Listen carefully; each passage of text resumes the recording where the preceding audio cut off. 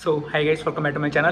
Guys, इस video में ना फ्रेश प्रिंट के असेसमेंट के बारे में ना डिटेल में डिस्कस करेंगे। याद है कि मैंने 6 से 7 दिन पहले ना फ्रेश प्रिंट के वैकेंसी के बारे में बताया था। ठीक है, आई थिंक याद होना चाहिए, बट नहीं भी याद तो कोई बात नहीं, इस वीडियो में दोबारा से डिस्कस कर लेंगे। ठीक है, सबसे पहले ना फ्रेश प्रिंट के असेसमेंट की वीडियो ना आने वाले वीक में बताऊंगा कि इसमें क्या क्या राउंड होते हैं, सभी क्या क्या क्वेश्चन होते हैं और इसके हमें कैसे आंसर देने हैं। बट इस वीडियो में ना सिंपली फ्रेश प्रिंट के ना 3 राउंड होते हैं। एक बार ना जनरल से इन्फॉर्मेशन बता रहा हूँ कि असेसमेंट अगर शुरू करोगे ना तो ये वाली इन्फॉर्मेशन हमेशा याद रखना। फ्रेश प्रिंट के ना 3 राउंड हैं। सबसे first round attention to detail, 16 question होंगे। नेक्स्ट राउंड होगा working with customer. Working with customer अब हम अच्छे से जानते हैं कि वर्किंग विद कस्टमर में कैसे कैसे क्वेश्चंस होते हैं। 16 क्वेश्चंस इसमें भी होंगे। उसका टाइमर डिफरेंट होगा। फर्स्ट जो राउंड है उसका टाइमर डिफरेंट है, सेकंड राउंड का टाइमर डिफरेंट है। जो थर्ड राउंड है ना उसका है प्रॉब्लम सॉल्विंग। प्रॉब्लम सॉल्विंग कह लो, क्वांट राउंड कह लो, कुछ भी कह लो। ठीक है, पजल्स भी होंगी, क्वांट भी होगा, इवन की problem solving different kind of things जैसे होती है ना रीजनिंग बेस्ड, तो वैसे क्वेश्चंस भी होंगे। अब मैं सबसे पहले शुरू करता हूँ फर्स्ट राउंड से, अटेंशन टू डिटेल। गाइस देखो, ध्यान से सुनना, क्योंकि हम ध्यान से नहीं सुनते तो चीजें मिस होती हैं। ठीक है, इस करके ना हमें अच्छे से असेसमेंट का भी नहीं पता चलता।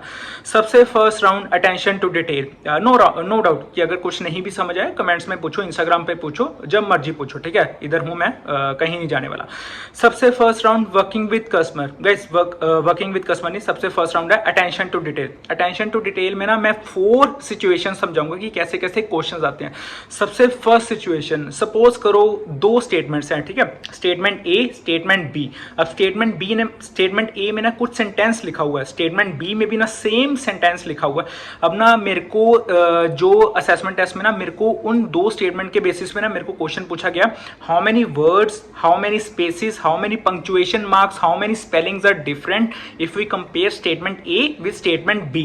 ये एक तरह का क्वेश्चन है। ठीक है, और उसके ना एमसीक्यू ऑप्शंस हैं। There are 0 differences in sentences, there is 1 difference in sentence, there are 2 differences in sentences, there are 3 differences in the sentences। ठीक है, समझ गए कि इसमें क्या करना है? नहीं समझे कोई बात नहीं, मैं दोबारा से बताता हूँ। सपोज एक स्टेटमेंट है, स्टेटमेंट बी में भी कोई सेंटेंस लिखा है। अब ना मेरे को स्टेटमेंट ए को स्टेटमेंट बी के साथ ना कंपेयर करना, और मेरे को ना एक एक वर्ड, कहीं भी स्पेस अगर ज्यादा दिया हुआ स्टेटमेंट बी में या स्टेटमेंट ए में, कोई वर्ड के स्पेलिंग गलत है, कोई भी पंक्चुएशन मार्क एक्स्ट्रा लगाया है, तो मेरे को ना उसके अकॉर्डिंग सारी सिचुएशन बता के ना एमसीक्यू ऑप्शन में आंसर देना पड़ेगा। समझ गए? ठीक है। सेकंड जो सिचुएशन होती है ना, बिल्कुल सेम सिचुएशन होती है बट थोड़ा सा ना डिफरेंट बना दिया इस क्वेश्चन को। ऐसे ही स्टेटमेंट ए गिवन है, स्टेटमेंट बी गिवन है, दोनों सेंटेंसेस की ना स्टेटमेंट बिल्कुल इजेक्ट सेम है। जब मैं कह रहा हूं इजेक्ट सेम है तो मतलब कि इजेक्ट सेम है। ठीक है, जैसे कि 2 स्टेटमेंट है। अब मेरे को ना क्वेश्चन चेंज कर दिया। क्वेश्चन में मेरे को पूछा कि how many incorrect words are there if we compare statement A with statement B. ठीक है, जैसे स्टेटमेंट ए में अमेज्ड के स्पेलिंग है AMAZED जो होने चाहिए, बट स्टेटमेंट बी में अमेज्ड के ना स्पेलिंग डिफरेंट कर दिया। सपोज करो स्टेटमेंट बी में ना अमेज के स्पेलिंग इनकरेक्ट कर दिए, AMAZD। ठीक है, अब इसमें एक डिफरेंस आ गया ना। ऐसे ही कोई भी वर्ड अगर इनकरेक्ट हुआ स्टेटमेंट ए को कंपेयर करके स्टेटमेंट बी के मैंने देखा, ऐसे ही एमसीक्यू वाली ऑप्शंस होंगी। there is 1 difference, there are no difference, there are 2 differences, there are 3 differences। तो ये सेकंड सिचुएशन थी। ठीक है, 2 स्टेटमेंट की। अब मैं थर्ड सिचुएशन पे आता हूँ। थर्ड सिचुएशन ऐसे लगा लो, बिल्कुल सेम एग्जैक्ट क्वेश्चन रहेगा। अब ना 2 एड्रेसेस मेरे को गिवन है, address on file A, address on file B.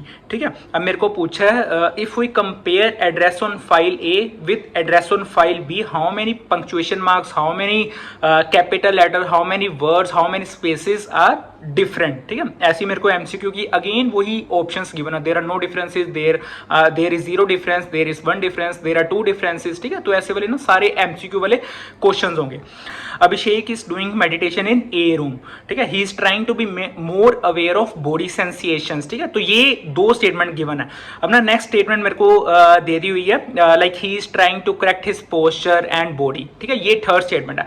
Fourth statement मेरे को दे दी गई है, he is in front of computer and trying to be learn task from the guide. अब ये स्टेटमेंट बिल्कुल मैच नहीं करी, जो पैराग्राफ चलता आ रहा था वैसे ही सारी सिचुएशन आनी चाहिए थी। और मेरे को ना क्वेश्चन पूछा गया is the above description consistent, इसकी मेरे को ऑप्शंस दी गई हैं येस और नो। हालांकि इसका आंसर नो ही आएगा क्योंकि सारा उसके मेडिटेशन के बेसिस पे था, लाइक जो भी करेक्ट पोस्चर वगैरह उसके बेसिस पे था। बट एंड में ना इन्होंने एक 4 स्टेटमेंट ऐड कर दी, he is in front of computer and try to learn task from the guide, but वो बिल्कुल डिफरेंट स्टेटमेंट होगी। तो इस करके ना हम इसका आंसर नो देंगे। ऐसे ना 4 to 5 स्टेटमेंट ऐसे दी होंगी और उसका क्वेश्चन बिल्कुल सेम होगा, is the above description consistent और नॉट। तो ये सारा जो था फर्स्ट राउंड के बारे में, जो फर्स्ट राउंड मैंने बताया, ठीक है, तो उसके बारे में देख लेना। अब नेक्स्ट राउंड है वर्किंग विद कस्टमर। गाइस ये वर्किंग विद कस्टमर ना बिल्कुल इजी राउंड है। नॉर्मली जैसे कस्टमर की क्वेरीज रहती है ना, उसके अकॉर्डिंग कैसे एसोसिएट को रिस्पॉन्स देना पड़ेगा, वैसे ही सारे ना 16 MCQ बेस्ड क्वेश्चंस होंगे। टेंशन मत लो, सभी क्वेश्चंस के बारे में समझाऊंगा, अभी हूँ मैं। तो उसमें ना जैसे कस्टमर की मैं क्वेरीज बता देता हूँ, like you are dealing with one aggressive customer, so how will you handle this customer. ठीक है, ऐसे ही 4 MCQ ऑप्शंस दे दी।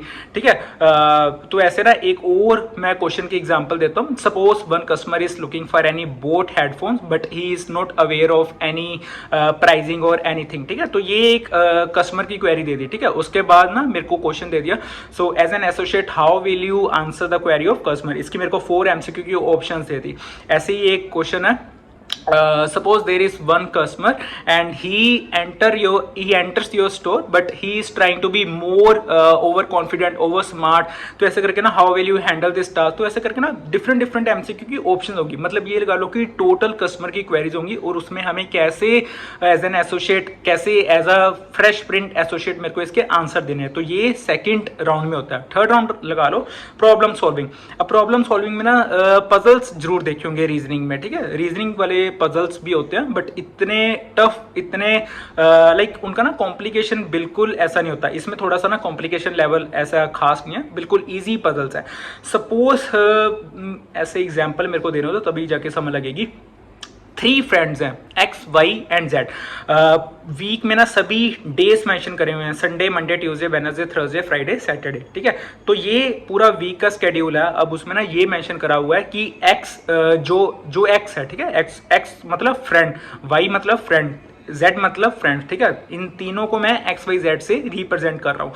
X फ्रेंड जो है वो मंडे को अवेलेबल है, जो Y फ्रेंड है वो ट्यूसडे को अवेलेबल है, जो Z फ्रेंड है वो थर्सडे को अवेलेबल है, जो 3 फ्रेंड्स, जो ये तीनों है ना XYZ, वो ना थर्सडे को अवेलेबल है। अब मेरे को क्वेश्चन के अकॉर्डिंग पूछा, so tell me that day on which all of these 3 friends can schedule the meeting based on their availability. तो इसका ऑब्वियसली आंसर थर्सडे होगा क्योंकि assumption में गिवन है कि all these 3 friends XYZ are available on Thursday. तो ऐसे ना हम इसको आंसर दे सकते हैं। ऐसे ही पजल्स बेस्ड क्वेश्चन होंगे, डिस्टेंस, स्पीड, टाइम के बेसिस पे क्वेश्चन होंगे। ठीक है, जो भी डिस्टेंस, स्पीड, टाइम के फॉर्मूलाज होते हैं। टेंशन मत लो, आगे आने वाले दिनों में उसकी असेसमेंट की वीडियो भी डालूंगा। बट ये मेरा एक मोटिव था कि मैं ऊपर से एक बार समझा दूं ताकि हम ना फैमिलियर हो जाएं असेसमेंट आने वाले टाइम के लिए। ठीक है, अब नेक्स्ट ऐसे स्टेटमेंट है, 7 स्टेप्स हैं। Step 1, step 2, step 3, step 4, step 5, step 6, step 7। Series में ना सभी स्टेप्स को ना अरेंज करा हुआ है, बीच में स्टेप 1 इधर लगाया हुआ है, स्टेप 2, स्टेप 3, स्टेप 7। ठीक है, ऐसे करके ना कोई सीरीज दी हुई है, बीच में ना कुछ एम्प्टी स्पेसेस दी हुई हैं। ठीक है, जैसे स्टेप 1 के बाद 2 एम्प्टी स्पेसेस दे दी, स्टेप 4 के बाद 2 एम्प्टी स्पेसेस दे दी। ठीक है, अब मेरे को ना assumption they the step 5 is between step 6 and step 7। ठीक है, ये एक assumption दे दी। अब मेरे को ना सेकंड assumption दे दी, स्टेप 1 कम्स आफ्टर स्टेप 2। तो ये 2 assumptions है और वो ना एक सीरीज का पैटर्न मेरे सामने विजिबल है डायग्राम के बेसिस पे।